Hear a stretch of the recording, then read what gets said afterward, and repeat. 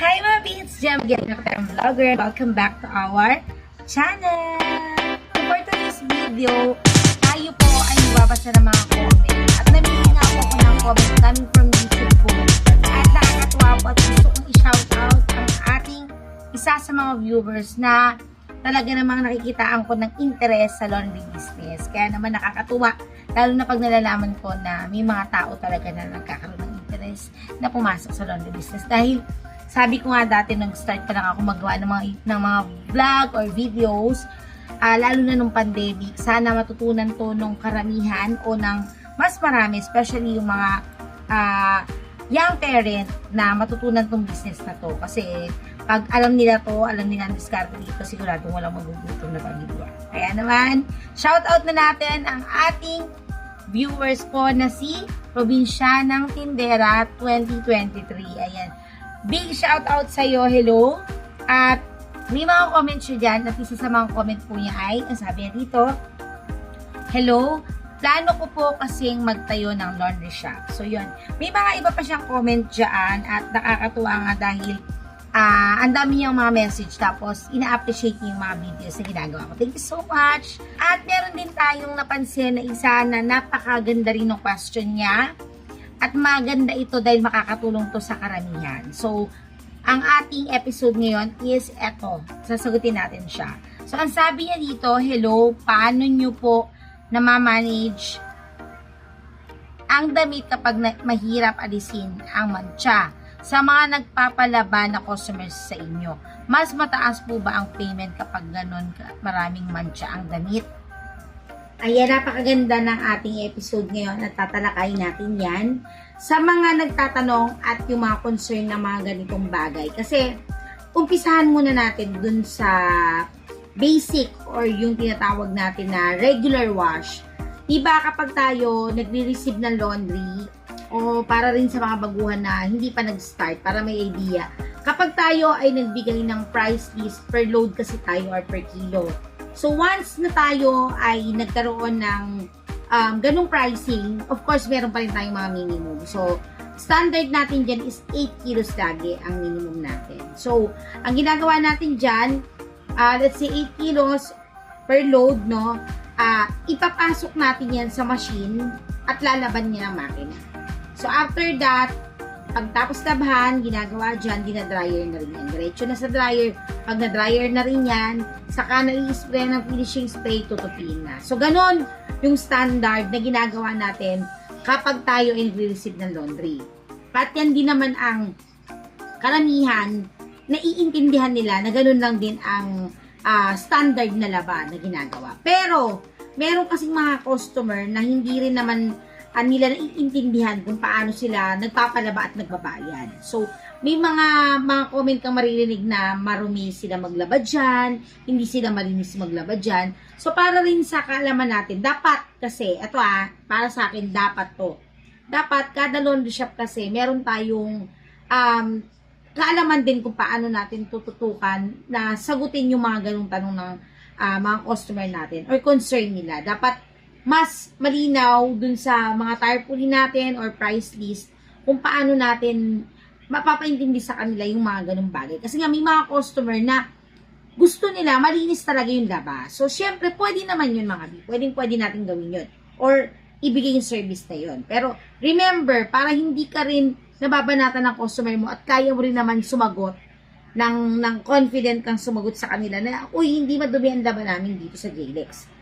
So, may machine service tayong tinatawag. Kapag nagpalaba ka sa akin na 8 kilos at regular wash lang yan, yun yung iloload ko sa makina ko. Tapos paglabas niyan, yun na yun. Pero, dahil nga gusto mong tanggalin yung mga mancha, nangingitim-ngitim sa liig na yan, sa kilikili na yan, o kung ano man, dapat alam mo, i-offer yung hand wash service.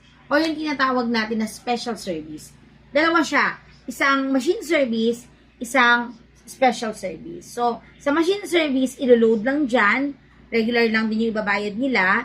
Then, yun na yung laban na yun. Pero kung gusto nila ng special service na tinatawag, yan po yung tinatawag natin na hand wash. So, yan yung binababad muna natin siya, hindi siya makukuha kagad, and then i-hand wash yan. So, doon papasok na mas mataas syempre. ang bayad. So, pwede tayong magsingil dyan ng times 2 or per kilo lang din. Kami kasi, before, 110 kami per kilo, pero ngayon, 150 na per kilo. So, may minimum din dapat tayo dyan. Minimum 3 kilo. Para kahit na 3 kilo yan, 450 na siya papatak. Diba, mga B? Meaning to say, kahit magpalabas sila ng 1 kilo, pero gusto nila ng special service, which is hand wash nga. Kung 3 kilos ang minimum namin sa ganyang service, 450 ang babayaran mo. So, ganun talaga. Siyempre, more effort tayo sa paglalaba para sa kanila at more linis naman din ang gusto nilang ma-achieve sa kanilang mga damit. More bayad din. At ganun talaga yun. So, pagtsatsagaan natin yung i-hand wash, hanapin yung mga stain doon, then ingatang lagyan ng mga bleach. So, yun. Tapos, make sure na matatanggal talaga yung mga nanikit na dumi dyan. So, yun yung special service na tinatawag. Hinahanap natin yung dapat nating tanggalin ng mga dumi na hindi naman gagawin ng regular wash, diba? Or sa machine service. So, yun yung difference nila. Ang problema, hindi po kasi alam mismo ng mga laundry shop owner yung ganun na meron silang pagkakaiba pagdating dun sa offer service natin. Kasi nga, nasanay naman ang karamihan, lalo na yung mga bagong pasok sa laundry business, na machine service lang. Kaya lang hindi nila kayang i-explain or hindi nila alam sabihin na, di ba, yung ganung kaibahan para hindi tayo tinatawag na madumi ang laba. So, for more videos, para mas marami kayong matutunan, mag-comment din kayo sa mga gusto nyo matutunan pa or mga request ninyo na masagot natin dahil tututukan na natin palagi ang paggawa ng mga videos. At mga bisa lahat naman ng nakapasok na sa laundry business, maganda na mag-research pa kayo para mas maalam kayo sa business na to. And kung kayo ay naghahanap ng more effective na kakalinis na sabon at napakabang mga freshener, Fabcon, hindi basta natatanggal ang amoy pagtapos i-dryer. At syempre, yung ating pangmalakasan na finishing spray. Dahil ang ating finishing spray ay dinadayo po talaga naman at bulk orders ang mga bumibili sa atin. And huwag kayong mag-alala dahil meron po tayong mga reseller sa Davao, meron din tayo sa Baguio City, meron tayo sa Isabela, meron din po tayo sa Tondo, at syempre po meron po tayo sa Aklan at sa Zamboanga.